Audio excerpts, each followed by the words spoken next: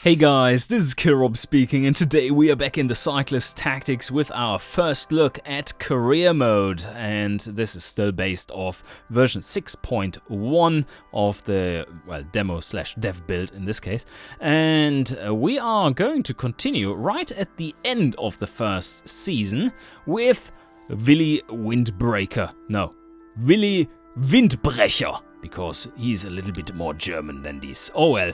Hedvesian or Gasmian, depending on how you see it. So let's load up the game and continue where we left off, which was with some surprising results from Matteo, because he all of a sudden turned on beast mode and somehow managed to crush everyone.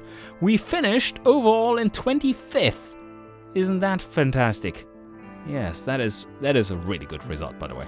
You would be expected to be somewhere around, what's good would be around, you could say 35th, around there, 35th to 38th maybe. And this is just overachieving, really. And this is despite our high expectations that we set, so we're definitely going to level up this. But I'm going to show you now how this actually works.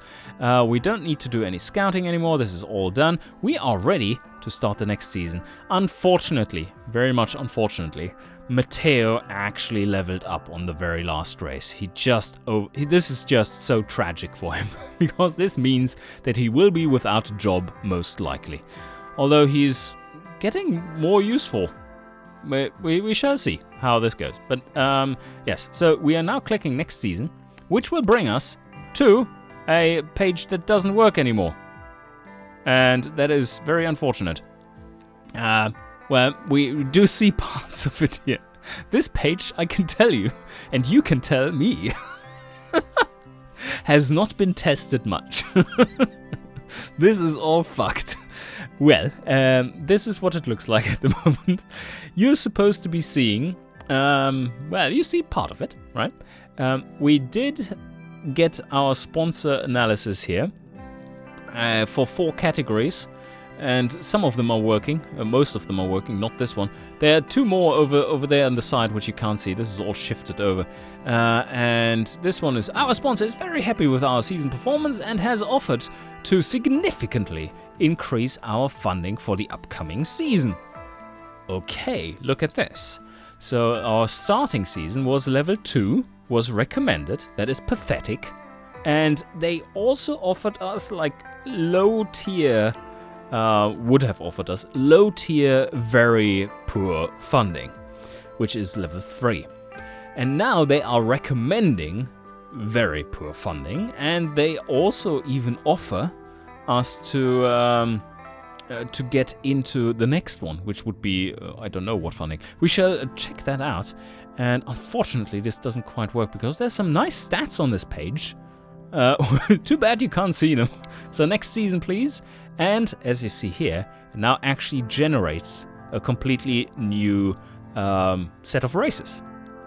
And now look at this. This is looking very different to what it did look on the start of the first season, because now we are in rank 25, and that means that all the races are basically still open to us.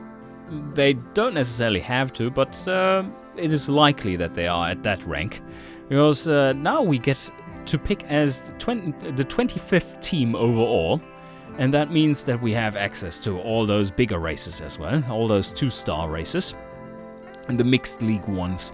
And look at that! The arrow, for instance, oh, that's a nice time trial, mostly downhill, is completely empty at that point. So yeah, you don't know who's going to join it afterwards, but at the moment, no one has signed up at this point, rank 25. So what you as the better team get to see is where you have the benefit of the first pick, but you don't know who else is going to join you in the race and how many teams. Well, that's making it quite interesting.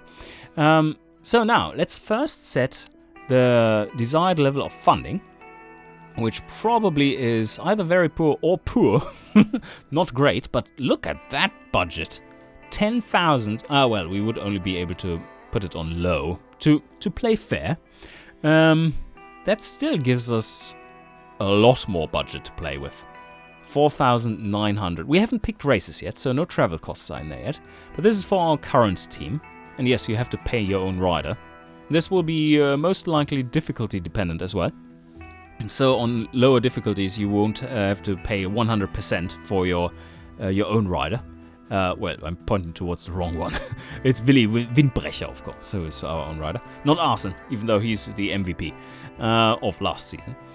So, yes, let's quickly check out what we have going for us in our shortlist, which is, of course, visible right there, and see what kind of team we can make. This very much looks like we actually can take on Christian Krause. Is he a relative to Hans-Dieter Krause? Maybe. Could be. Christian Krause, yes. 51. He's close to level 7. Oh, well, 51% towards level 7.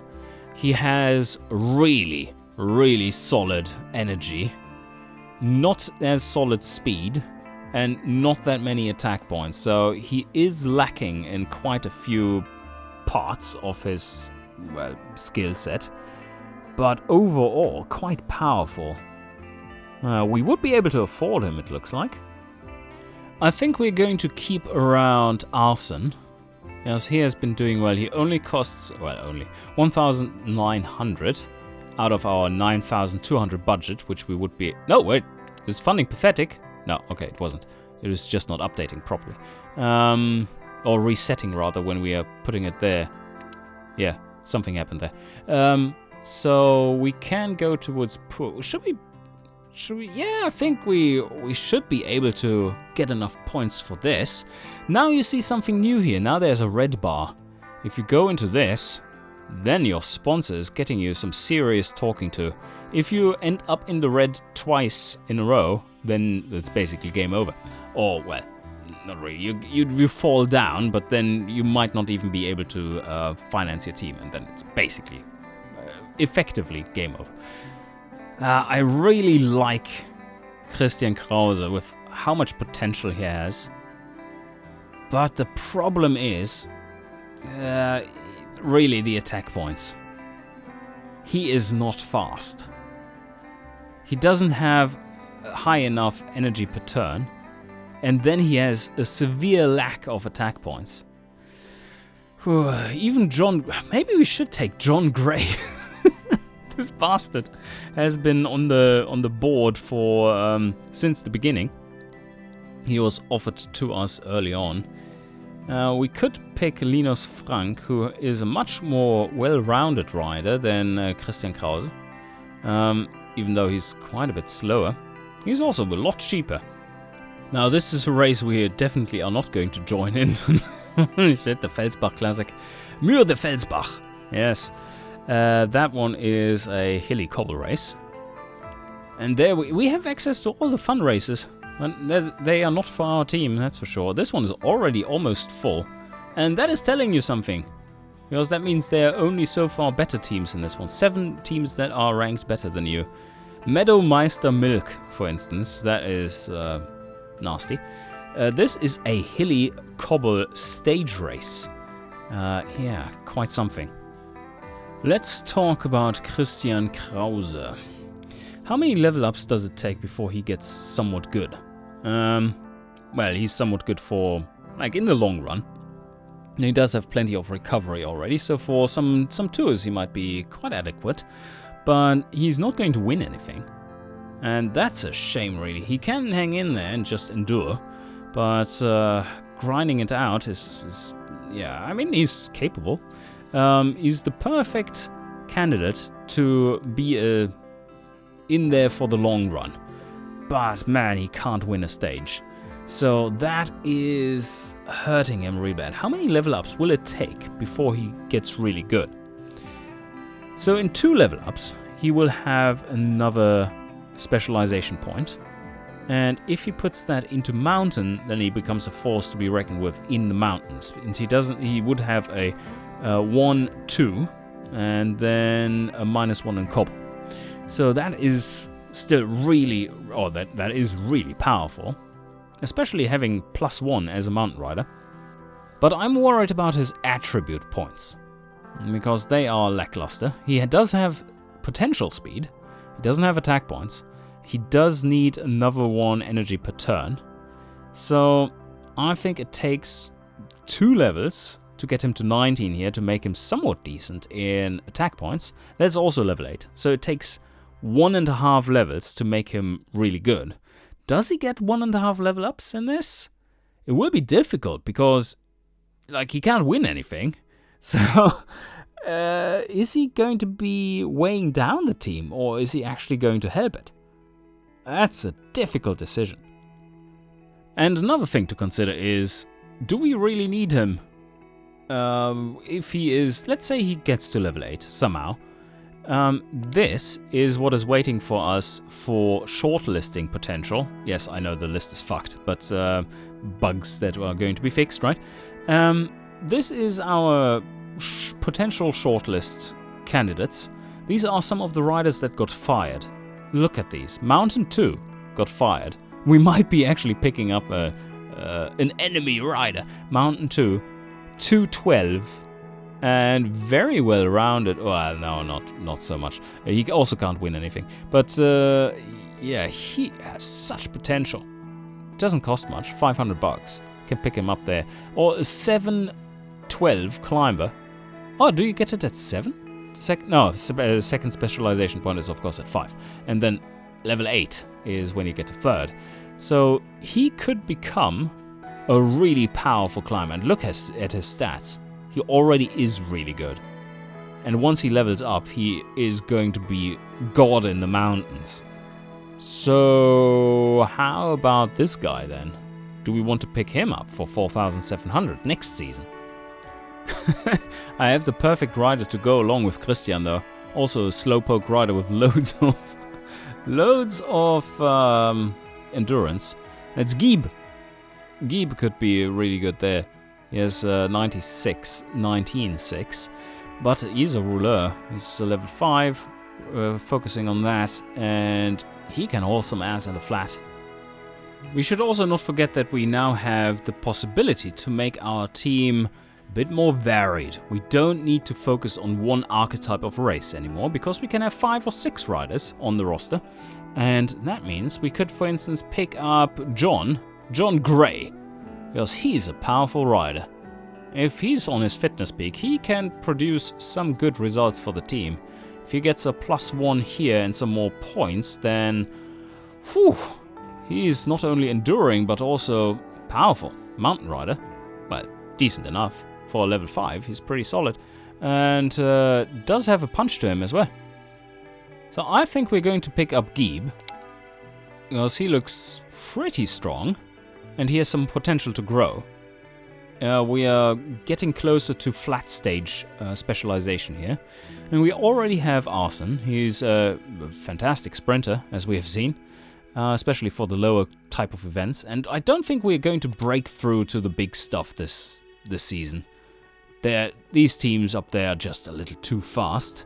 Not quite ready yet, but I think we're going to do really well on the lower end races. And then next season, we get access to some of these guys. Then, especially this guy here, up here, who potentially becomes a mountain god. Then, yeah, I think that's what we're going to do. So, we have picked up Gieb. And yeah, you can move the riders freely between the 2 lists here. There's no contract negotiation or anything. This is understood to be done automatically once you press the start season button. I think Matteo will be a little too limited in the power he has. He has been a little useful towards the end of the season in time trials. He has been a surprise candidate there. But I think he needs to go. It was a little too shit early on. I hope some other team picks him up and we see him again. But that might not happen anytime soon. What I'm going to pick up is John Gray. Because these stats, this just reeks of people are underestimating him and he's going to kick some serious ass. He might be our secret weapon for some of the mountain stages or hilly stages. And that goes well together with Willi, who of course also is focusing a little bit more on the hilly stages. And he is as fast as Willi is, but he has more staying power. And then we can pick up one more helper rider if we wanted to. One more guy who can help out, get us some points here and there. Because this is a little weird constellation, but we don't have a better set of scouted riders. Christian Krause, I just don't quite see him work out than this. Or should we get rid of Gieb again and get him? Oh, he can't win shit though. Man. But do we need support in the mountains? John Gray could be our main rider in the mountains, along with Willi. And then Arson and Gieb are hauling ass in the flat. That is our premier helper in the flat, by the way. He is decently fast as a helper, and in the flat he is just great. But we can't afford to also put him on the team. So that would be way too much, I believe. Let's go back and forth. Is it? Yeah, this must be crazy high. Yeah. This doesn't work. This one doesn't update, it seems. Funding 6,000, 7,000. Yeah, this adds up to much more than 7,000, I can tell you. Oh wow, this is pretty crazy. If we're going for Pure International, this combo at low expectation, I think we do need this level of funding. Maybe not if we're going with this team, but how much worse is this on high? Ooh, this might get very tight. If we sign up to some of those races, then yeah, this is not enough. You can see the total decrease way too fast. So no, with this team we do need this combo, which I said is going to be allowed in these circumstances because we have leveled up so hard our sponsor there with this massive success last season. And this level here for this season has rolled a pure mountain focus of races. And we don't really have pure mountain riders. But let's see. John Gray, can he win this? Yeah, he can. He definitely can. This is the Weisshorn challenge, so he could be performing well in this one. Vitesse Spring Open, he doesn't have that great recovery, does he? So we could put a focus on the Vitesse Spring Open. So he has a minor focus here, major there, and then he probably would be performing pretty well. Also, what I like about this is, of course, that these races are pretty empty so far. And then Cloud Peak Circle. That's a tour where they're all... Oh, are you kidding? Okay. XL Velo Bikes is one of the best teams in the world. And Giga Cola Sport too. They are very high up there. Meadowmeister Milk as well. And this race would be very, very tough. Just look at the stats here. 460 nodes long. HC climb there, probably. Yeah, all these are. No, this is a little shorter. Wow, what a climb to finish off the tour. That's brutal. First stage, not so much a problem. Short time trial or prologue. Then we continue on with... Wow! Oh, that's a different one. Would this be something for Willi Windbrecher? Maybe Chrono Ridge is raced in reverse this time around. Kind of. That's a pretty long downhill time trial. Would be interesting. But there's some really good guys in there too. Nova Sports Equipment, a big team. Southern Alps Tour, we have seen how that has gone already. What is this climb? Holy shit. Yeah, there's some nasty climbs in here. That's not something John Gray can pull out. Not even him. I really like the first part of this suggestion, this general suggestion, but I very much dislike the second half or the other three. So let's check out some of the others. Coast Race, it's high up. Like the higher sponsor goals the higher funding level you get, the higher up the sponsor targets will go. That is one of the mechanics. So you're forced to get into those better races if you want to score proper points. Makes it harder. Of course, we can try and scrape by on these low multipliers too. Has been working out in the first season, for the most part.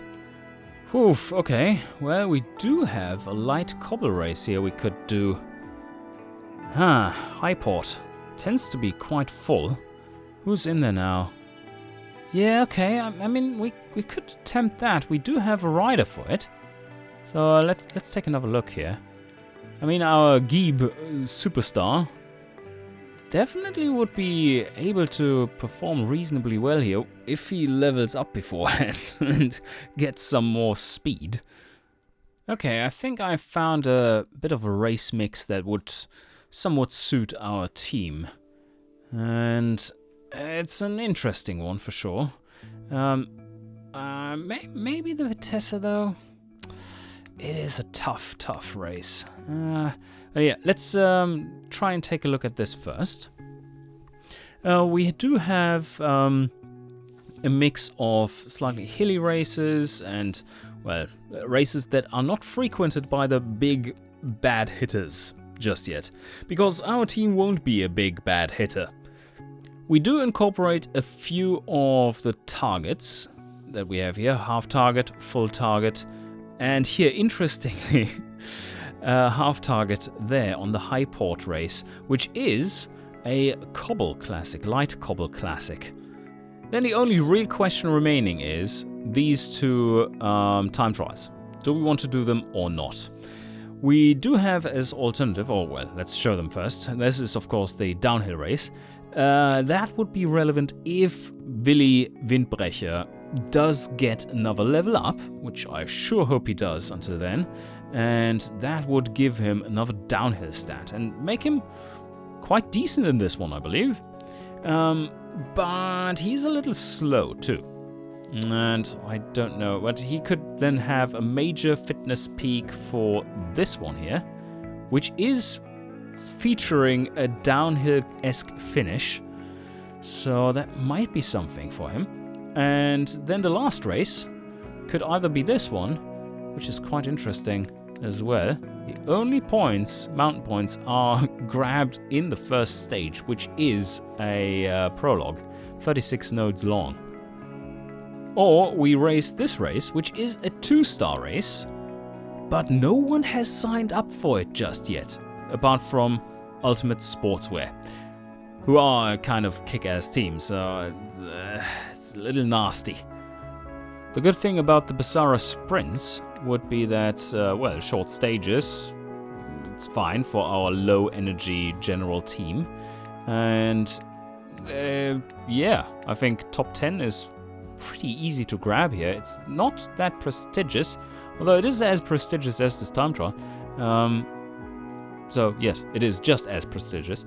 And you do get way less points for it, because this is a mixed league race, so you generally do get much more points for participating in this one, or not participating, for winning in this one. But here we have a much higher chance to be winning. So overall, I think this is an either or there. We could also try to do some seal clubbing down here on the Nova race, but I want to have Willi in this chrono, and then I believe. Yeah, these numbers are a little wrong. We're going to take on the sprints, because this one is just flat, a little uphill. This requires all-out speed, and we don't really have that speed. You get 400 prestige points for first here, and 125 prestige points for first there. This is what this number means, the lower left number in these. That is winning yellow, or rather winning the classic. Then all the other points, like podium placements and such, and jerseys, are added on top of that, but they are also based around this number. So I think a yellow jersey, or a green or mountain jersey rating gets you half of that if you win that jersey, and so on. Yeah, I think overall this is pretty fitting for this team. And now let's do the rider sign up finally. I think this would work out beautifully. So we do have the Great Lakes Tour coming up there, after the time trial, which just everyone is joining everything. We do have the funds to do so, and I do want to have the participation XP bonus. And the Great Lakes Tour is looking quite interesting because, well, big flat stage there. We do have flat riders now, and then a bit of a hilly stage, quite challenging actually, and another hilly stage which is not really covered as hilly but flat hilly instead, and then these are all slightly hilly, so I think John Gray might be doing quite well there, as would do Arson. We could perform really well there, especially with considering that no teams have joined so far.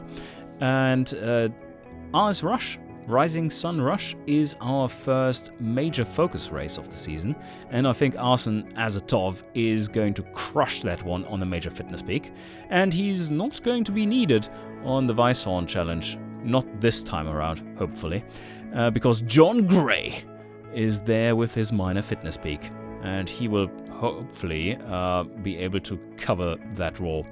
And then we have Vashduk, which is a perfect stage for John Gray on his major fitness peak. And then we have Highport, a perfectly flat stage with some cobble sectors. Why not give that to Geeb? Because Geeb, no, is that Geeb or Gleb? Probably Gleb. Actually, yeah, it is Gleb. But Geeb, he shall be called from now on, because that is much funnier than Gleb. So Highport will be in the hands of Arson as well as Geeb. And then we shall participate in the Chrono, which is going to be covered by Willi. Because reasons. I don't know which ones, but there are reasons for it. And then Willi is major focusing on this one. And I wonder why. Well, yes, downhill finish, kind of. And then on the very last race, we have Geeb, our main super flat rider, who also was helping out in this race. He is going to have his major fitness peak for this, which I think is rather fitting.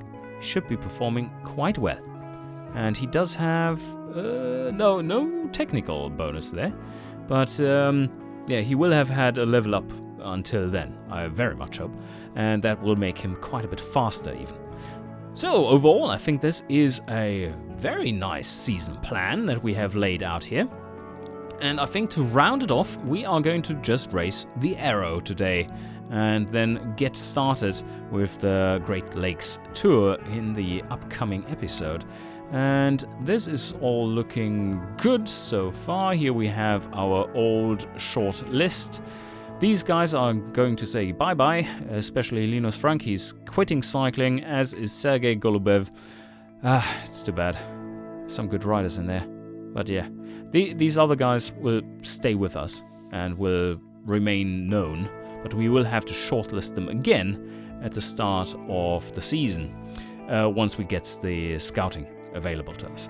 So I think this is a good setup. Let's start it. Oh, and we do have a bit of a bug here that showed up.